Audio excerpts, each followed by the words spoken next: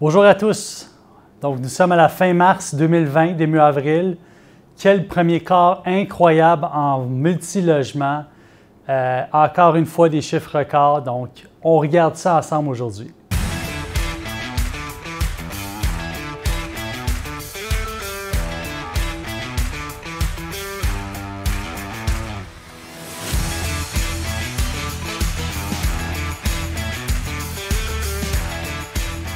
Donc, si on se met en contexte, on est presque un an, on fête notre premier anniversaire là, au niveau de la pandémie COVID-19.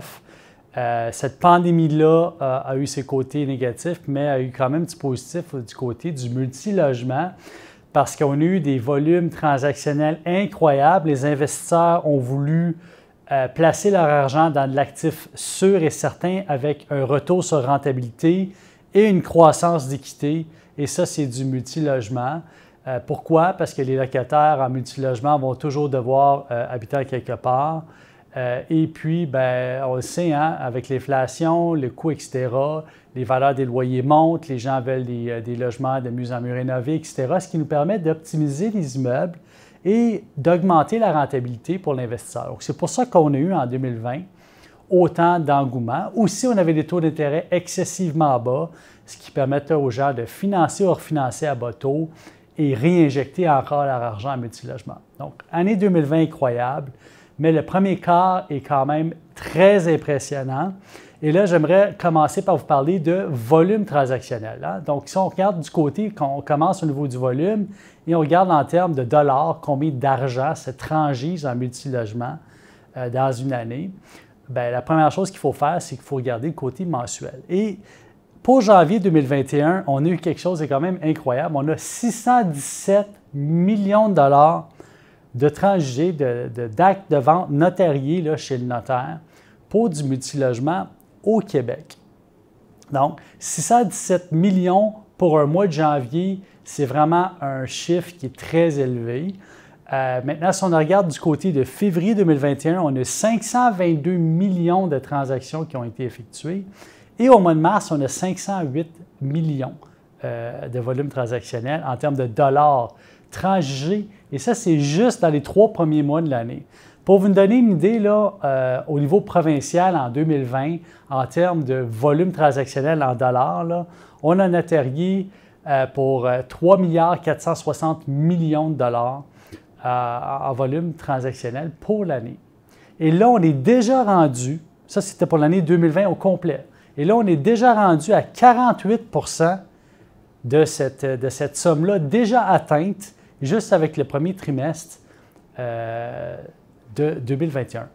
Donc, pourquoi est-ce que tout ça arrive à ce moment-ci? Mais c'est simple, les transactions que vous voyez notariées, comme je vous le dis souvent, au mois de janvier, février, mars, bien, c'est des transactions qui se sont passées probablement 6 mois avant. Donc, si on retourne dans le temps, on était août, septembre, octobre, on avait fait, la majorité des propriétaires avaient augmenté leur loyer, les loyers qui augmentent, puis les loyers sont devenus effectifs au 1er juillet, ils ont financé des immeubles, sont tombés actifs sur le marché et ont fait leur phase d'acquisition. Donc, c'est pour ça qu'on voit ça aujourd'hui. Mais quand même incroyable de constater que juste un quart est passé de l'année et on a déjà fait 48 de tout ce qu'on a notarié l'année prochaine.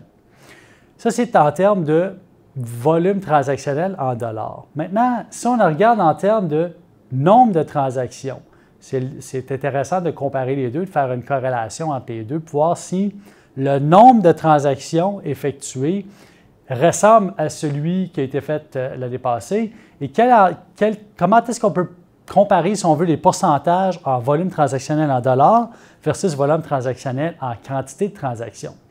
Bien, au mois de janvier 2021, on a transigé 287 transactions en multilogement, ce qui est quand même très élevé.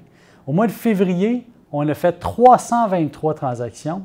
Et attention, au mois de mars, on a fait 363 transactions en termes de nombre de transactions notariées dans une année.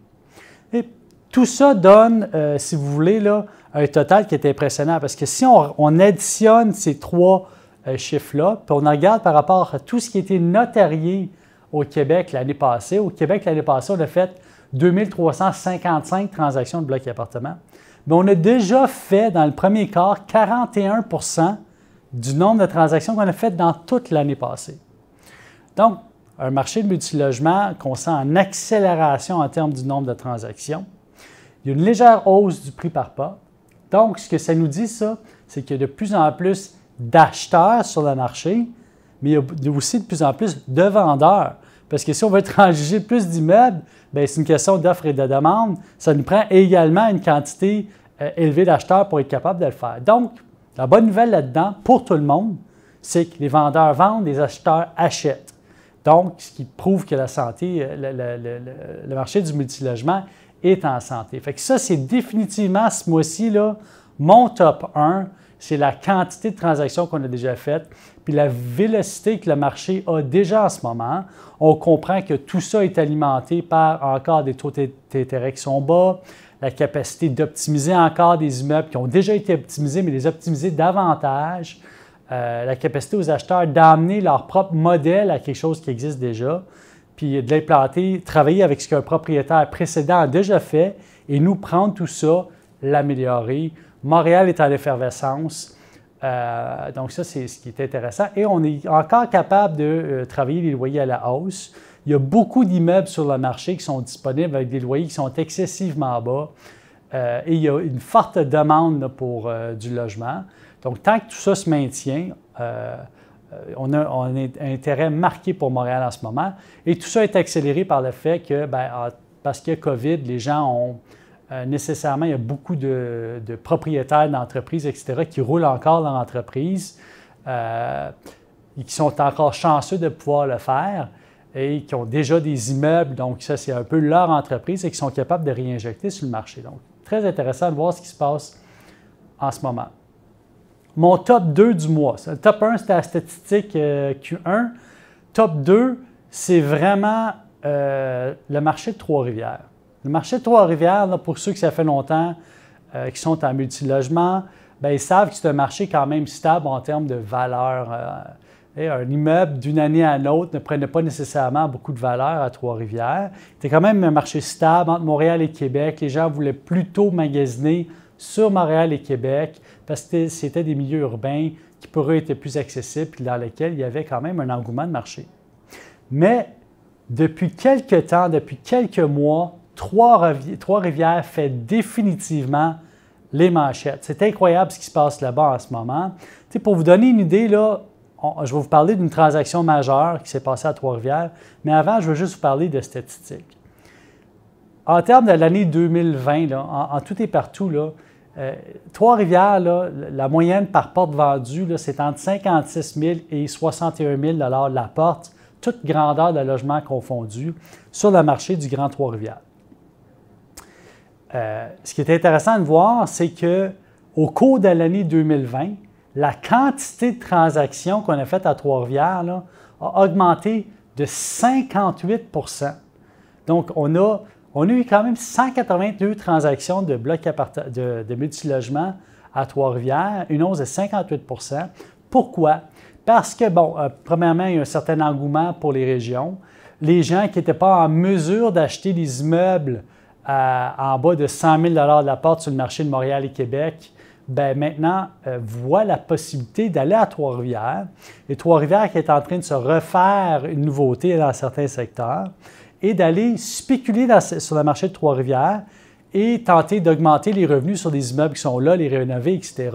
Travailler avec des loyers qui sont déjà très bas, qu'on peut augmenter quand même un peu.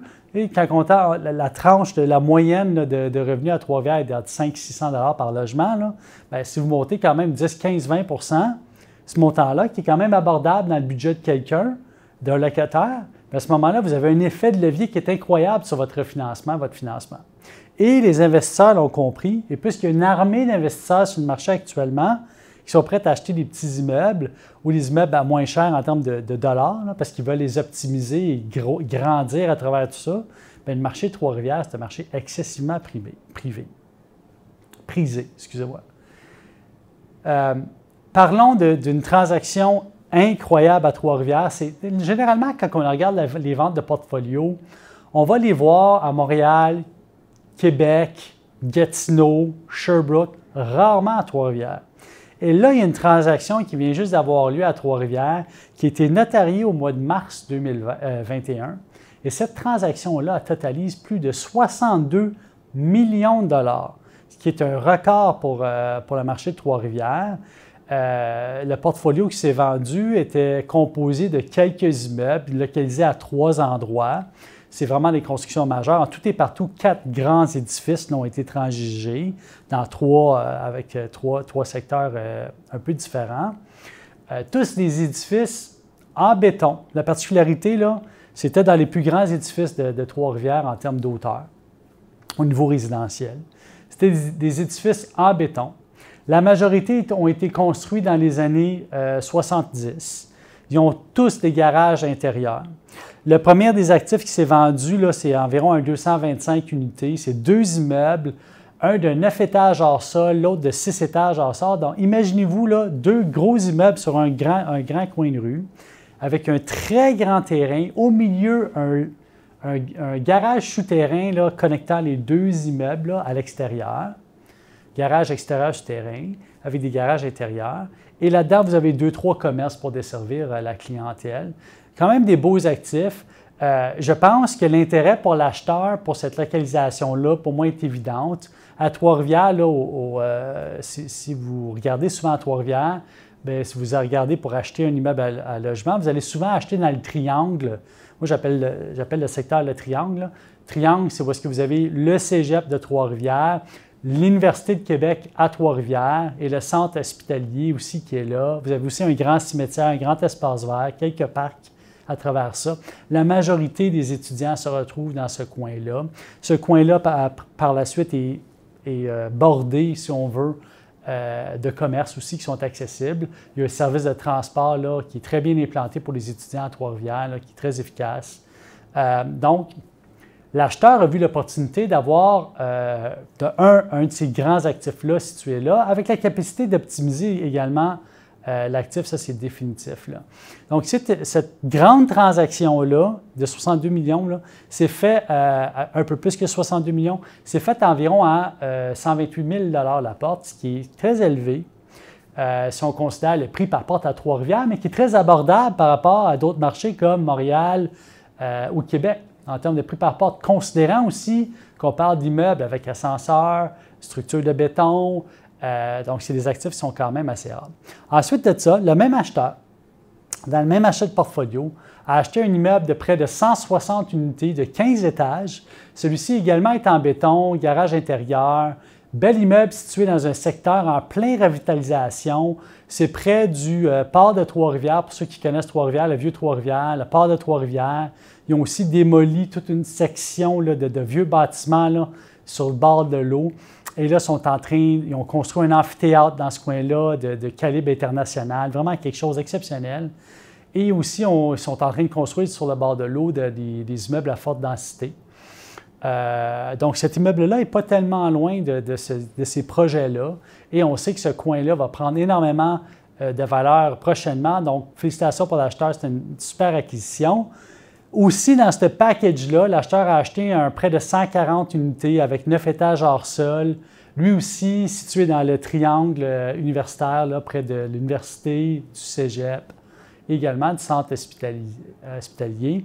Donc, toute une transaction qui va largement influencer les valeurs à Trois-Rivières. Ça crée un benchmark important pour Trois-Rivières. Et attendez-vous prochainement à ce que les valeurs continuent à monter à Trois-Rivières à cause de cette grande transaction-là, de l'engouement actuel et aussi si on vous jetez quelques immeubles neufs en construction là-dedans, c'est une potion parfaite pour avoir une valeur augmentée d'équité à travers le temps. Donc, très belle acquisition. En passant, cet acheteur-là a déjà fait des transactions importantes dans les derniers mois, notamment à Montréal. C'est une firme privée, au fait, c'est une société privée qui fonctionne avec des fonds privés. Et puis, ils sont situés à Montréal. Ils ont déjà plusieurs milliers de portes, sont très agressifs dans leur acquisition. Et eux, ce qu'ils font, leur modèle, c'est qu'ils prennent les immeubles de A à Z avec l'idée de les optimiser, puis d'être capable de réinjecter dans leurs immeubles, créer vraiment un engouement, un lifestyle autour de leurs immeubles. C'est vraiment un très beau projet. En passant, cette compagnie-là qui a acheté a été fondée juste en 2018. Alors, c'est possible de grandir très rapidement en multilogement quand on fait les bonnes choses et quand on est surtout bien conseillé et qu'on a accès à des immeubles là, comme ça, qu'on ne va pas nécessairement voir sur le marché. Il faut travailler avec des gens en marché privé, etc., comme nous. Mon top 3, c'est vraiment là, ce qui se passe actuellement à Montréal, sur le territoire du Grand Montréal. Là. Donc, au mois de mars, on a transigé pour 498 millions de dollars là, dans le territoire du Grand Montréal. On parle de 363 transactions, ce qui est exceptionnel. Donc, si la tendance se maintient, bien, je peux déjà faire la projection qu'on va probablement dépasser le nombre de transactions qu'on a faites historiquement dans les années précédentes, puis voir si on peut continuer ça. Donc, très belle prise de valeur qui va se faire prochainement, là. Pas d'inquiétude à avoir de ce côté-là. Je pense qu'on va être capable de maintenir ça, vu l'engouement qu'on a actuellement. Et je me dis, bon, tout ce qui s'est passé il y a 6 mois est en train de se repasser en ce moment. Donc, théoriquement, on devrait avoir des statistiques aussi bonnes au mois d'août, septembre, etc. Ce qu'il faut savoir, c'est 72 % des transactions qui se sont faites dans la région du Grand Montréal se sont faites dans la catégorie du 5 à 12 portes, ce qui est quand même classique. Là, ça représente à peu près 75 % de l'inventaire disponible. Donc, il faut continuer à chercher dans cette talle d'immeubles-là. Si vous cherchez un immeuble ou si vous en pensez vendre, bien, vous allez avoir quand même un bon volume transactionnel disponible pour vous, une belle offre, une belle demande. Maintenant, pour ceux qui pensent vendre également, bien, du côté du 12 à 50 portes, c'est un marché qui est très compétitif en ce moment. Naturellement, les propriétaires qui possèdent des portfolios de plus petits immeubles, etc., regardent à acheter un peu plus gros pour avoir une économie d'échelle. Hein. Tout le monde évolue un peu dans ce mode-là. En multilogement, on achète un petit immeuble, après ça, on refinance, on vend, on en achète un plus gros, puis on essaie de grandir à travers tout ça pour finalement aller vers des plus gros immeubles, ce qui est tout à fait naturel. Et si on regarde la catégorie du 12 à 50 portes, qui représente à peu près 22 à 25 % du marché, là, dépendamment des mois, bien, il y a une forte compétition dans ce milieu-là.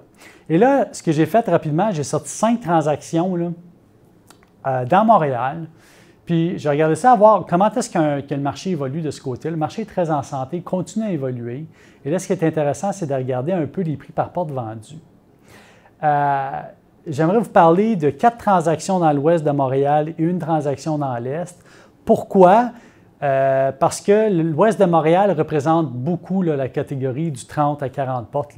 C'est là majoritairement ouest-nord de Montréal, un peu antique, NDG, Côte-des-Neiges, Montréal-Ouest. C'est là où on a construit pas mal les 30 portes, etc. Vous allez en trouver quelques-uns dans l'est, mais beaucoup moins.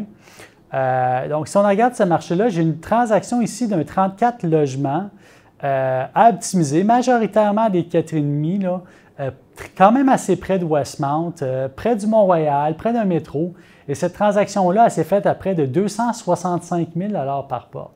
Ce qui est très intéressant parce que c'est aussi une transaction qu'on peut considérer dans des nouveaux benchmarks de marché. Okay? Ce qu'il faut savoir, c'est que cet immeuble-là avait une superbe localisation géographique et avait déjà à la base beaucoup d'attributs pour être capable de maintenir un loyer élevé. Ensuite de ça, toujours dans l'ouest de Montréal, une transaction qui s'est faite avec des 4,5, 5,5 chauffage eau chaude propriétaire. Et cette transaction-là s'est faite près de 270 000 $ la porte, ce qui est aussi là, quelque chose d'incroyable, près de l'hôpital juif de Montréal. Donc, très belle transaction aussi. Ensuite de ça, j'ai 2 autres transactions. Une qui s'est faite dans le range de 200 000 la porte, 25 unités sur une rue commerciale d'NDG. Belle transaction aussi, qui est très représentative, celle-là maintenant, là, des valeurs qu'on peut retrouver dans le secteur et qu'on recommence à trouver dans le secteur. Aussi, une autre transaction près de 200 000 la porte, quand même, celle-ci très bien située. Donc, l'acheteur a fait un bon coup quand il l'a acheté, près de 30 unités, chauffage eau chaude propriétaire, près du Mont-Royal, dans un secteur de haut calibre. Vraiment une acquisition que je pense qu'il était plus ici dans l'avantage de l'acheteur que du vendeur. Donc, peut-être que le vendeur n'était pas conseillé dans ce dossier-là. À voir, je n'ai pas creusé davantage. Je voulais juste vous rapporter cette belle statistique-là. Du côté de l'Est de Montréal, le prix par porte généralement est un petit peu plus bas. Par contre, à Rosemont, on a des belles performances. Aussi, à Hochelaga-Maisonneuve, je vois des choses incroyables en termes de prix par porte en ce moment. Là, des transactions qui sont en train de se conclure, prix par porte quand même élevé. Mais il y a une belle transaction qui s'est faite pas loin du métro Rosemont, pas loin de la bibliothèque aussi Guy Favreau. Donc, très bien situé à Rosemont, axe semi-commercial. Cette transaction pour à peu près un 35 unités s'est faite près de 175 000 la porte, 175 000 la porte, mais pour majoritairement des 3,5. Et ça, c'est intéressant parce qu'on voit l'influence de la proximité du métro et des services commerciaux dans la valeur des immeubles. Chauffage au chaud de propriétaire. Donc, tous les 5 derniers immeubles que je vous ai démontrés, là, faites l'observation que c'est souvent des chauffages au chaud de propriétaire. Donc, est-ce qu'il y a une conversion électrique de là possible dans l'immeuble? Est-ce que l'acheteur a un plan d'optimisation basé non seulement sur les revenus, la localisation géographique, mais aussi sur la capacité de réduire les dépenses en convertissant les immeubles en chauffage électrique locataire? Ça aussi, c'est une possibilité. Donc, je suis très excité de vous remettre ce compte-rendu-là pour le premier quart de l'année 2021. Ça va me faire plaisir de vous revenir le mois prochain là, pour vous donner un petit suivi là, sur ce qui se passe sur le marché. Si vous avez des questions, vous savez, je suis toujours très disponible. Les gens me contactent. Je suis très... vous avez des questions sur le marché, laissez-moi savoir. J'essaie de me rendre le plus disponible possible. Si vous avez un immeuble à vendre, ça va me faire plaisir aussi là, de faire naturellement une évaluation. Suivez-nous sur PMML TV. Suivez notre site web là, avec tous les nouveaux immeubles qu'on met sur le marché. On a une quantité incroyable de contrats de courtage exclusifs en ce moment là, chez nous. Là. Donc, c'est le moment de regarder et c'est le moment de nous contacter. Là-dessus, je vous souhaite un excellent mois d'avril. On se reparle bientôt. Bonne journée.